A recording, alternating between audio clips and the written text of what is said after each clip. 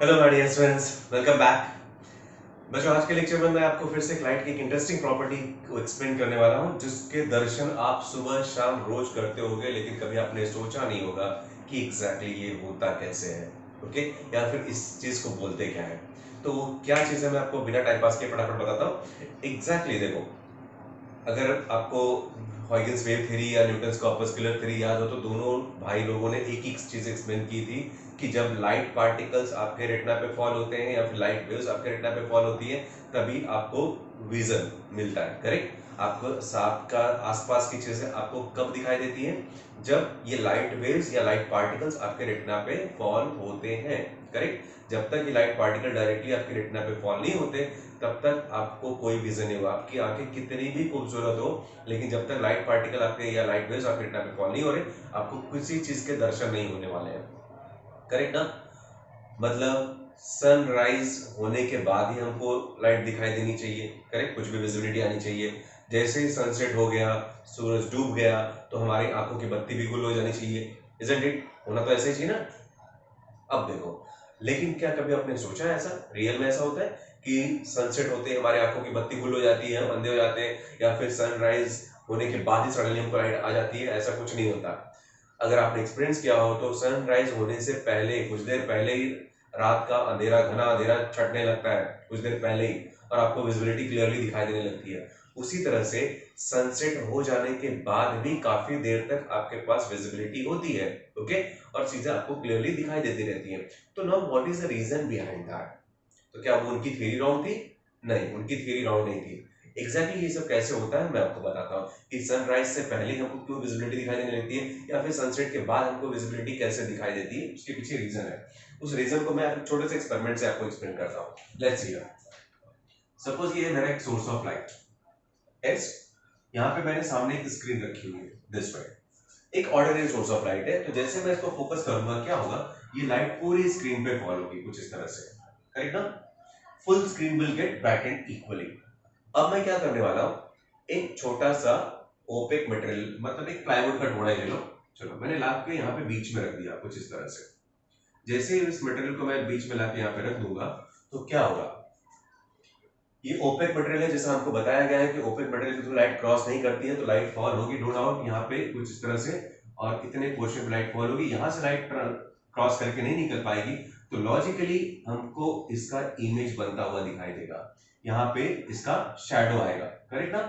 ये होगा आपका शैडो वाला एरिया, जहाँ पे लाइट फॉल नहीं हो रही है। नो डाउट यहाँ पे तो ब्राइटनेस रहेगी, ये ब्राइट होगा, ये भी ब्राइट होगा, सॉरी, यहाँ पे ब्राइटनेस रहेगी क्योंकि लाइट डायरेक्टली फॉल रही है, यहाँ पे भी ब्राइटनेस रहेगी, डायरेक्टली फॉल रही है। इस पर्टिकुलर एरिया में इसका शैडो बन रहा है, किसका? इस ऑब्जेक्ट का। तो जैसा हमको बताया गया है कि जब तक लाइट जहाँ पे फॉल नहीं होती, तो वहां पे हमको कोई भी विजिबिलिटी नहीं होती है। तो इस पर्टिकुलर शैडो वाली एरिया में कंप्लीट ब्लैकआउट होना चाहिए। कंप्लीट ब्लैकआउट मतलब यहाँ पे आपको कुछ भी दिखाई ना दे। बट पॉसिबल है क्या? ऐसा होता है? कभी देखा किसी ऑब्जेक्ट को आपने लाइट के बीच में रख दिया, तो उसकी जब वहां पे इमेज बन रही है, वहां इमेज पे आपको कुछ नहीं दिखाई दे रहा? होता है कभी ऐसा? नहीं होता। फॉर एग्जाम्पल मान लो, देखो अभी जैसे मैंने लाइट मेरे से उस तरफ से आ रही है, मैंने यहाँ हाथ रख दिया हुआ है, लाइट को क्रॉस करनी है, इसका शैडो बन रहा है, बट शैडो में जो भी चीज लिखी हुई है आपको दिखाई दे रही है ना क्लियरली। तो फिर ये विजिबिलिटी आती कैसे है? कैसे पॉसिबल है? जब लाइट ओपेक मटेरियल को क्रॉस ही नहीं करती है, तो फिर ये विजिबिलिटी आई कहाँ से? इस विजिबिलिटी के आने के पीछे का जो रीजन होता है, बताता हूँ। एक और एक्सपेरिमेंट कर लो। सपोज ये हमारा सोर्स ऑफ लाइट, सेम वही स्क्रीन फिर से सामने रखी हुई है। अब मैं क्या करूंगा, अगर मैं लाइट को ऑर्डिनरी फॉल करूं, तो पूरे स्क्रीन पे लाइट फॉल होगी कुछ इस तरह से। फिर से अब मैं क्या करूंगा, एक बड़ा सा कार्डबोर्ड ले लेता हूं, which is again made up of an opaque material, और फिर उसमें एक स्लिट कट कर दो कुछ इस तरह से। ये पूरा एक ओपेक मटेरियल है, यहां से यहां तक का, जिसको लाइट क्रॉस ही नहीं कर सकती है। तो जैसे मैं ये ओपेक मटेरियल रखूंगा, तो लाइट पूरी ऑब्स्ट्रक्ट हो जाएगी, इसमें फॉल होने वाली लाइट सिर्फ इतने पार्ट से बाहर निकल पाएगी जहां पे कटिंग है। तो लॉजिकली क्या होना चाहिए, इतने पार्ट पे ब्राइटनेस होना चाहिए आपके पास, और यहाँ पे कंप्लीट शैडो, यहाँ पे भी शैडो, और जहां पे लाइट नहीं फॉल हो रही है, वहां पे आपको कंप्लीट ब्लैकआउट दिखना चाहिए। लेकिन ऐसा कुछ नहीं होता। यहाँ पे भी विजिबिलिटी होगी, यहाँ पे भी विजिबिलिटी होगी, यहाँ पे विजिबिलिटी होगी, वही सेम चीज यहाँ पे भी, हर पार्ट पे विजिबिलिटी होगी। सिर्फ फर्क क्या होगा कि इनकी ब्राइटनेस यहाँ पे बहुत ज्यादा होगी कंपेयर टू दिस। यहाँ पे सेंटर में ब्राइटनेस ना के बराबर रहेगी, यहाँ पे बहुत ज्यादा रहेगी, बट डेफिनेटली विजिबिलिटी रहेगी। और विजिबिलिटी है इसका मतलब क्या, विजिबिलिटी तभी होती है जब उस पर्टिकुलर पार्ट पे लाइट फॉल हो रही होगी तो ही। जैसे हमारे रेटिना पे जब लाइट फॉल होती है तब हमको विजिबिलिटी दिखाई देती है, तो इस पार्ट में विजिबिलिटी है, इस पार्ट में विजिबिलिटी है, इसका मतलब क्या, लाइट फॉल हो रही है वहां पे। काफी कुछ स्टडी करने के बाद ये पाया गया कि लाइट जब भी किसी ऑब्जेक्ट की एज को टच करती है ना, तो it deviates towards the object like this way, ऐसा। यहां पे टच किया तो ऑब्जेक्ट की तरफ डिविएट हो जाएगी, कुछ ऐसा। और ये जो डिविएटेड लाइट रेज हैं यहाँ पे फॉल होती हैं, डेफिनेटली इनकी इंटेंसिटी इससे कम होती है, इसलिए यहाँ पे ब्राइटनेस कम होता है, बट डेफिनेटली विजिबिलिटी तो होगी ना, लाइट फॉल हो रही तो विजिबिलिटी तो होगी।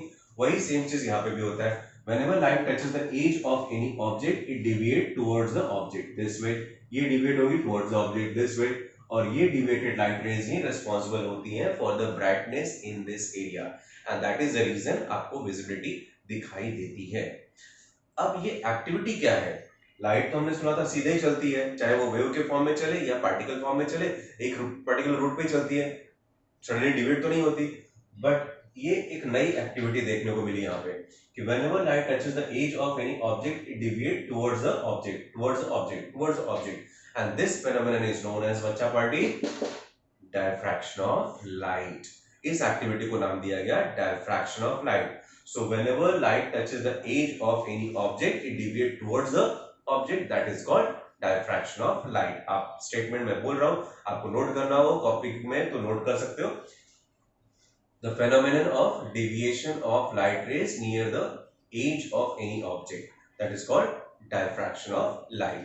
अब यही प्रॉपर्टी रिस्पॉन्सिबल है उस एग्जाम्पल के लिए जो मैंने आपको बताया, कौन सा, before sunrise and after sunset we have the visibility. Reason क्या होता है उसका, देखो एक सिंपल से लॉजिकल चीज बताता हूं आपको। मान लो एक जैसे ये हिल है, ठीक है, एक हिली एरिया, सूरज अभी निकला नहीं है, वो अभी यहाँ पे है, आप यहाँ पे खड़े हो ऑब्जर्वर, सुबह सुबह सनबाथ लेने के लिए सोने उठ गए हो, आप इंतजार कर रहे हो सूरज उगेगा तब मैं दर्शन करूंगा, लेकिन सूरज उगने से पहले विजिबिलिटी क्लियर हो जाती है, आप उठ के चल दिए हो उसके निकलने से पहले। तो ये जो विजिबिलिटी है उसका रीजन क्या है, उसका रीजन ये है, अगर ये सूरज है यहाँ से तो लाइट एमिट कर नहीं रहा होगा ये, अब देखो इसकी लाइट कहाँ पे जाएगी, इस हिल की एज को टच करेगी, हिल को एज को टच करेंगे तो सीधा तो नो डाउट जाएगी जाएगी, but as per this property diffraction of light part of it will deviate towards the object, और ये जो डिविएटेड लाइट रे है वो कहां पे फॉल होगी, ऑब्जर्वर के ऊपर, यानी आपके ऊपर, और आपको इस लाइट रे की वजह से क्लियर विजिबिलिटी आपके सराउंडिंग में दिखाई देने लगती है। यही है बच्चों डायफ्रैक्शन ऑफ लाइट। सनसेट होने के बाद भी ये होता है, सनसेट हो रहा होगा तो कैसा होगा, सन ऊपर से धीरे धीरे धीरे नीचे की तरफ उतरेगा, जब सन डूब गया अब सन आपको दिखाई भी नहीं दे रहा है, फिर भी विजिबिलिटी है। उसका रीजन क्या है, जब सन नीचे चला गया है उसके बाद भी जो लाइट रेज आप टच होके आ रही है वो कुछ इस तरह से होती है। अगर यही चीज आप समुद्र किनारे भी खड़े होकर, सपोज समुद्र किनारे खड़े हो, सनसेट हो रहा है, सन नीचे चले गया है, उसके बाद भी सन आपको दिखाई नहीं दे रहा, तब भी विजिबिलिटी आ रही है, उसका रीजन वही होता है क्योंकि सन नीचे से चला गया है, या ग्राउंड लेवल पे आप खड़े होते हो, सन फिर यहाँ की लोकेशन आपको ऐसे दिखती है जमीन के नीचे चला गया है, बट फिर लाइट यहाँ से आके ऊपर आती है और ये लाइट रे डिविएट होके आपके ऊपर आती है, और इस वजह से आपको विजिबिलिटी दिखाई देती है। सो बच्चों यही है डायफ्रैक्शन ऑफ लाइट। क्लियर, इसी को बोलते हैं diffraction of light, the phenomenon of bending of light ray round the edge of any object is known as diffraction। ये बच्चों डायफ्रैक्शन दो टाइप का होता है, वो भी बता देता हूं मैं आपको एग्जैक्टली। आप ये सारी चीजें वीडियो पॉज करके कॉपी कर लो, मैं आपको एक्सप्लेन करता हूं what are the types of diffraction.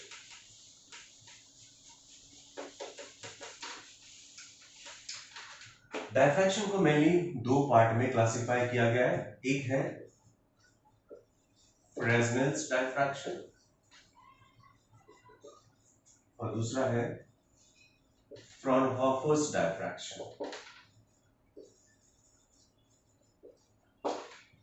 इनको क्लासिफाई करने के पीछे का जो रीजन है वो है सोर्स, टाइप ऑफ सोर्स, किस टाइप के सोर्स से ये बनता है और सोर्स का डिस्टेंस कितना होता है, उस बेस पे आप इनको दो पार्ट में क्लासिफाई कर सकते हो। फ्रेस्नेल्स डायफ्रैक्शन, इस केस में source is at finite distance, source एक फिक्स डिस्टेंस पे होता है, मतलब एक क्लोज डिस्टेंस होता है विच इज मेजरेबल। जैसे नॉर्मल टॉर्च, आपके घर में कभी टॉर्च हो तो टॉर्च लो और उसको वॉल पे फोकस करके देखो उसका पैटर्न कैसा बनता है। सारी लाइट्स ऑफ कर दो, सिर्फ टॉर्च को फोकस करके देखो, आपको मल्टीपल रिंग्स दिखाई देंगे उस पे। कभी भी टॉर्च का जो फोकस होता है एकदम यूनिफॉर्म नहीं होता है, वो कुछ इस तरह से मल्टीपल रिंग्स में डिवाइडेड होता है ऐसा।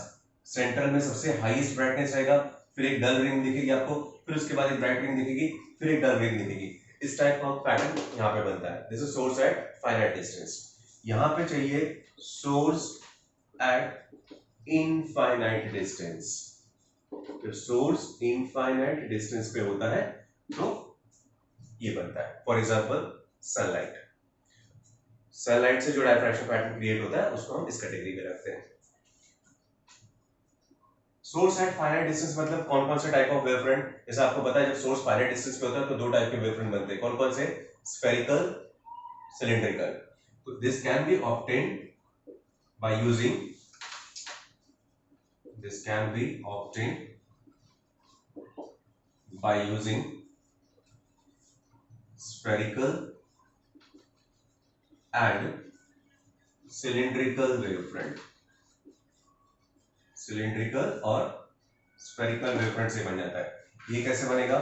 इसके लिए चाहिए आपको प्लेन वेवफ्रंट, क्योंकि सोर्स जब इनफाइनाइट डिस्टेंस पे होता है तो जो बनता है वो है प्लेन वेवफ्रंट। तीसरा पॉइंट, इस टाइप के वेवफ्रंट को देखना हो तो किसी लेंस की जरूरत नहीं पड़ती है, no lens is required. But इसके लिए डेफिनेटली हमेशा आपको एक लेंस की जरूरत पड़ती है। For this lens is required,